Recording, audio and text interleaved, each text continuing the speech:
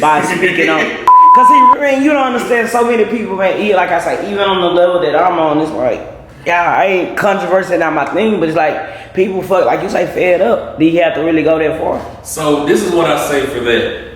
It allowed other people to speak freely that might have not been comfortable with speaking freely about what they've done. So like with Katt Williams, that's his story.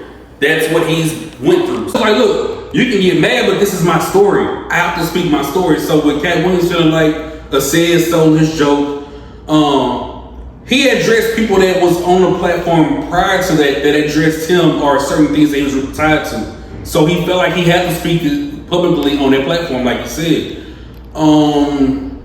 Everybody else after that, I feel like Shannon Sharp's platform has become that controversy place. It works for Shannon. He went from the sports world to just entertainment, BS, and drama, and it's working for him, unfortunately. But I don't want to see it lead to issues that we had in the past where we've lost people. That's the only thing. I don't know how many of the people Katt Williams interviewing Shannon Sharp. There's some things we already do. There's some things that was like, oh crap, and it was comedy. Man, pure fucking comedy. Man, Dogsta, why you don't never go into controversy? You don't never seem like a conversational guy. But why you don't never speak on half of the shit that you've been doing in the industry? It's like, why for me? I'm the type of person, in the past, my younger days, I probably would have if I was younger, but as I got older, especially, I think, for sure, I always credit my change to my kids. Okay. Once I had my first child, I was like, okay, there's a lot of things I don't need to associate with. So being confrontational, you know, I feel like if there's somebody that I really truly have a relationship with, it's easier for me to come to them and be like, yo, is there a problem? Right. Is there something going on? Like, if it's an issue, let me know so I know how to move forward. If they're not willing to talk, then I back all the way the hell up. If it's somebody I don't have a relationship with like that, that's worth discussing and fixing it, I just separate myself from you and be cordial. I see you in public, what up, keep it moving. Other than that, I don't invite BS because majority of the time, let's be honest, when I'm not doing music shit, I'm with my family.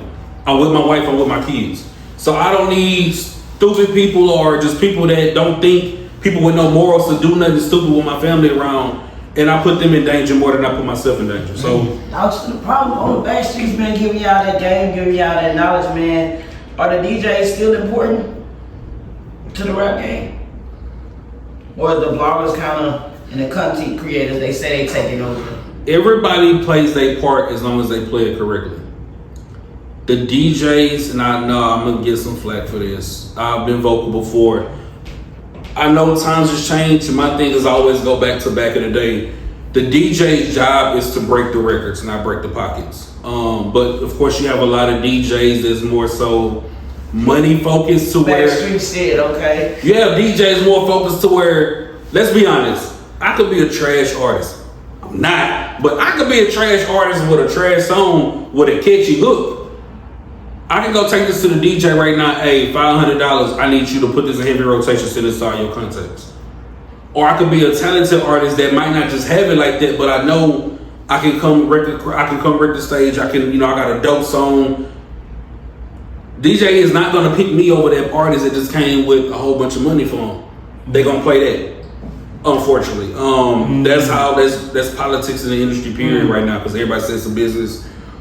It's a business thing, but it's like you have people that's more so fans of the music that want to hear good music, but then we complain about, man, the radio don't play BS or it ain't no good music, but then when it comes time to support the good music, we only listening to what's on radio, what's been bought for radio play, what's been bought to be put on playlists, what's been bought to be in our face from the bloggers, sharing the same artists, because I can't knock the hustle. It's they hustle. They getting paid from it, but it's like it waters down the crowd too. That's the bad part about it. Because when the DJs, say you have a new aspiring DJ and they see what this DJ doing and they buzzing and everybody rocking with them, hey, what's your formula? Man, shit, this nigga just brought me a bag, just keep spinning that music every night, yada yada yada. Then you behind the scenes to it. The DJs are important, but they make themselves less important when they're doing it for the wrong reason. Man, Backstreet's with Coach shit, Dogsta The Problem, man. We always chopping it up, man. And I seen it was excuse me, guys.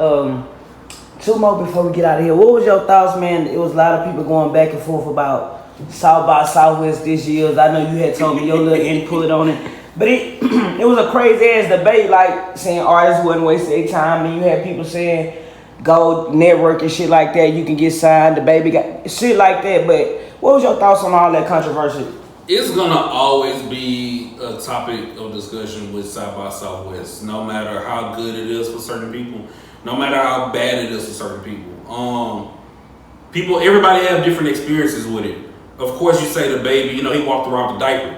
Now, was that him doing it, performing at South by Southwest, or was that him working and marketing in the streets to get people to talk about a black man in a diaper instead of this dope artist that goes hard? We knew of the baby for the antics of the diaper before we knew the music. So it's like, if you're gonna go to South by Southwest, my only advice is know why you're going and make sure you're not wasting your time and your money. I didn't do it. I haven't been. I only went the year that me and you had linked up down there. And my goal after that was like, I'm gonna come back and I'm gonna go to work. But a lot of people say, man, that year was 18. I think that's like 18 was the last dope year that South by Southwest. Come on, Dogsta, that was a time, bro. I've seen a lot of people get screwed over. Right. Firsthand there, I did see people get screwed over at venues I was at. I'm like, man, I can do that same shit down here in Houston. I can pull up to the same spot. If I'm gonna perform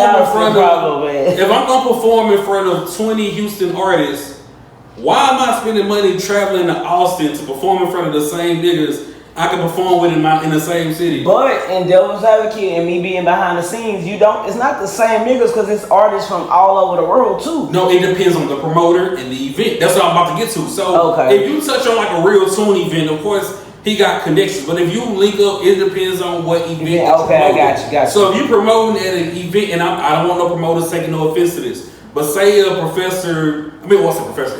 promoter Joe Blow is only known in the Houston area, only has art to do.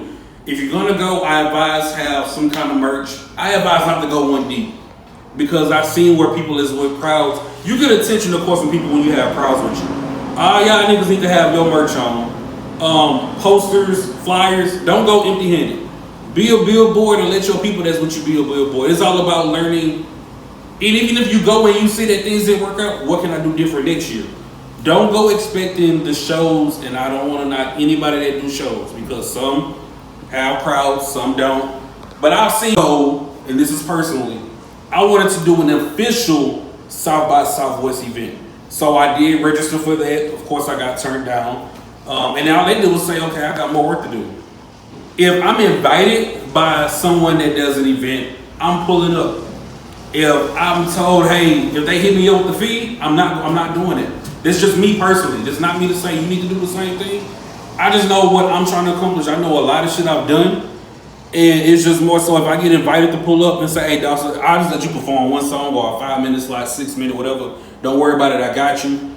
I'm coming to Austin. But other than that, if I'm not on the official South by Southwest, I'm not spending my money on it. That's just me personally. Dogsta The Problem, Backstreets to Code. What's next, bro? 2024, man. What else we can expect? What's next is a whole bunch of surprising releases.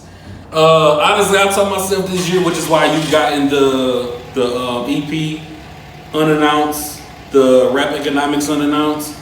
I'm just want to make a lot of moves this year quietly. Yeah, I love it. And catch people off guard. But do know this, y'all got that EP. I'm not dropping no albums this year.